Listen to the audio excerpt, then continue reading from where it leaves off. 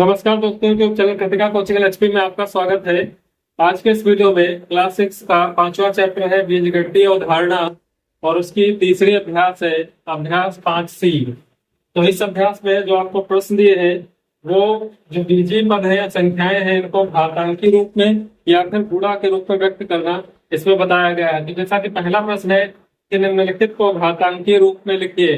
यहाँ पर कुल 4 खंड दिए हैं, यहाँ पे संख्याएं लिखी हुई है, इनको घातांकीय रूप में आपको व्यक्त करना है। तो यहाँ पर जैसे कि पहला दिया हुआ है सी गुणे सी गुणे सी गुणे डॉट डॉट डॉट कितनी बार 5 बार, यानी कि सी जो लिखा है गुणे में कितनी बार लिखा हुआ है 5 बार लिखा हुआ है। तो यहाँ पर आप इसको घात के रूप में क्या लिखेंगे कि कोई संख्या या कोई बीजीय पद जितनी बार गुणे में लिखा होता है उसकी उतनी घात लग जाती है। यहाँ पर सी 5 बार है तो सी की घात हो जाएगी 5। इसी प्रकार दूसरे खंड में दिया हुआ है, देखिए 5 एक बार है तो 5 को आप ऐसे लिखेंगे। इसके बाद ए 2 बार है तो ए की घात हो जाएगी 2, तो 5 ए की घात 2। और बी 3 बार गुणे में आया है तो यहाँ पर बी लिख करके उसकी घात लगा देंगे 3। और तीसरे खंड में 7 गुणे 7 गुणे 7 3 बार है तो 7 की घात हो जाएगी 3। चौथे खंड में टी 2 बार है तो आप इसको लिखेंगे टी की घात 2। और वाई की 2 बार है तो हो जाएगा वाई की घात 2, यानी कि कोई पद जितनी बार गुणे में है उसकी घात आप उतनी लगा सकते हैं। दूसरा प्रश्न कहता है कि निम्नांकित को गुणा के रूप में लिखिए। अब यहाँ पर गुणा के रूप में आपको व्यक्त करना, घात के रूप में दिया हुआ है, गुणा के रूप में व्यक्त करना है तो जितनी घात लगी है उतनी बार आप उसको गुणे में कर दीजिए।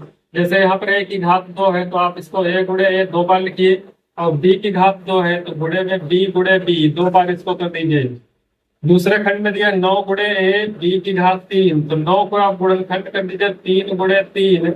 और गुणे ए की घात 1 यानी कि 1 बार लिखा जाएगा, और बी की घात 3 है तो यहाँ पर आप बी 3 बार इसको लिखेंगे बी गुणे बी गुणे बी। इसके बाद तीसरे खंड में दिया हुआ 10 एक्स की घात 3 वाई की घात 3 जेड की घात 3। एक्स वाई जेड तीनों को 3 बार लिखना है तो 10 के गुणनखंड होंगे 2 गुणे 5 गुणे एक्स को 3 बार लिखना है एक्स गुणे एक्स गुणे एक्स।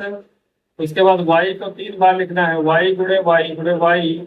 और z को भी आपको 3 बार लिखना है z गुणे z। तो जब आपको विस्तारित रूप में दिया हुआ है गुणा रूप में तो आपको घात के रूप में लिखना है, और जब घात रूप में दिया हुआ है तो आपको गुणा रूप में लिखना सिखाया। प्रश्न नंबर 3 है कि निम्नलिखित को घातांकी रूप में व्यक्त कीजिए। इसमें 4 पार्ट दिए हैं, जैसा कि पहला है ए गुणे A dot dot dot n बार, दूसरे में भी बी एन बार है, और तीसरे चौथे में जो संख्याएं दी को घात के रूप में व्यक्त करेंगे। तो यहाँ पर कोई संख्या या पद जितनी बार गुणे में होता है उसकी उतनी ही घात लग जाती है। तो यहाँ पर एक एन बार है तो यहाँ पर ए की घात क्या हो जाएगी एन। इसी प्रकार बी कितनी बार एन बार है तो बी की घात हो जाएगी एन।